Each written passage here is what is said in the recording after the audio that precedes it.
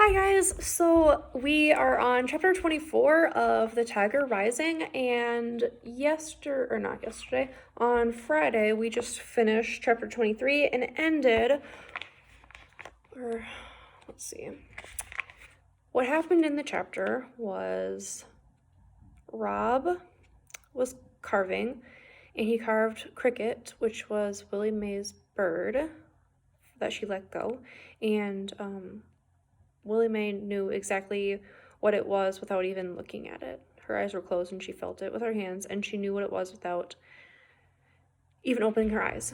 And not a lot happened in chapter 23. It was pretty short, and that's all. I think that's all that happened, actually.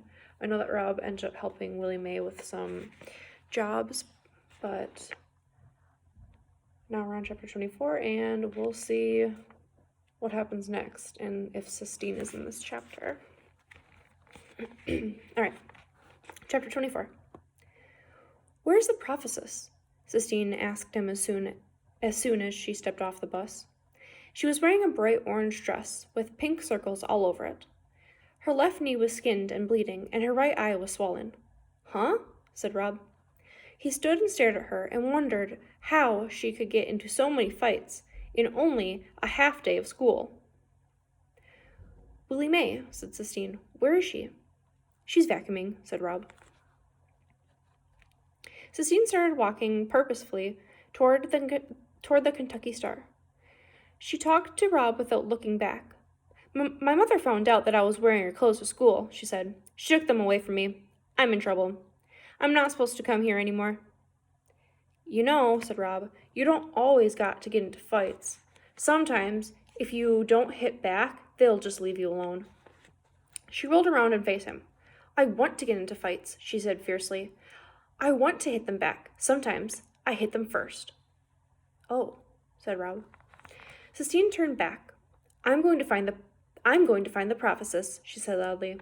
I'm going to ask her what we should do about that tiger. You can't ask her about the tiger, said Rob. Beauchamp said I ain't supposed to tell nobody, especially not Willie Mae.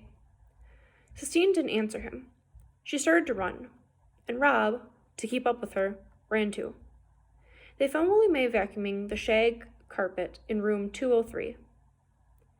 Sistine went up behind her and tapped her on the back. Willie Mae whirled around with her fist clenched like a boxer. We need some answers, Sistine shouted over the roar of the vacuum cleaner.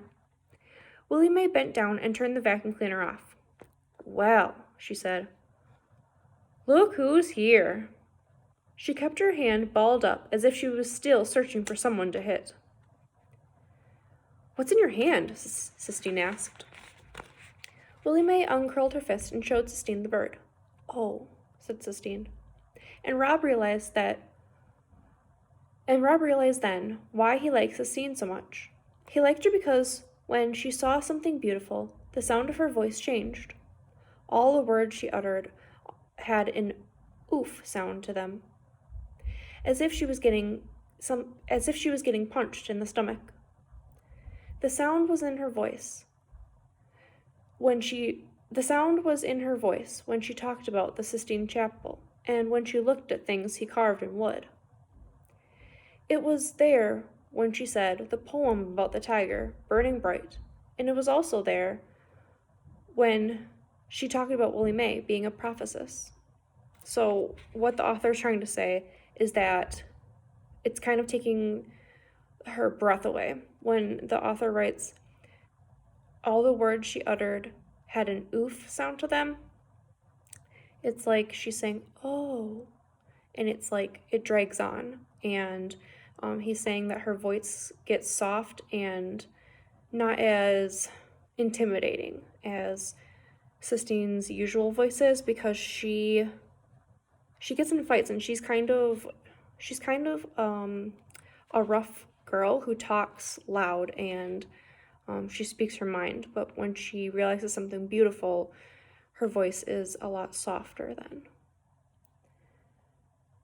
Her words sounded the way all of those things made him feel, as if the real world, had just been punched through. so that he could see something wonderful and dazzling on the other side of it. "Did Rob make it?" Sistine asked Willie Mae. "He did," said Willie Mae. "It looks alive. Is it like your bird that you let go?" "Just about exactly," said Willie Mae. Said Sistine. She looked at Willie Mae, then she turned and looked at Rob. She said, "we need to ask you something." "Ask on," said Willie Mae. If you knew about something that was locked up in a cage, something big and beautiful that was locked away unfairly for no good reason, and you had the keys to the cage, would you let it go?" Willie Mae sat down on the bed. A cloud of dust rose up around her. "Lord God," she said, "what you two children got in the cage for?" "It's a tiger," Rob said.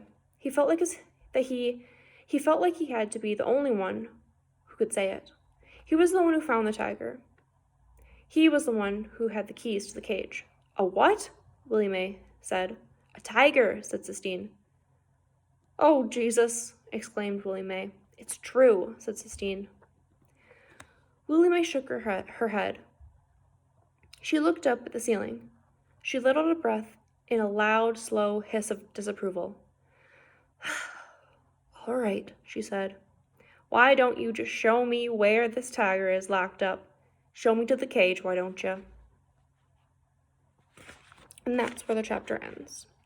So, for your response to the end of this read aloud, you can tell me what you think is going to happen next. So, Willie Mae has asked Rob and Sistine to bring her to the tiger cage. Do you think they're going to bring her to the tiger cage? If you think that they are going to, what do you think Willie Mae is going to do? If you don't think that they're going to bring her to the tiger cage, why do you think they're not going to bring her? All right, let me know back in this post, and I can't wait to see your answers.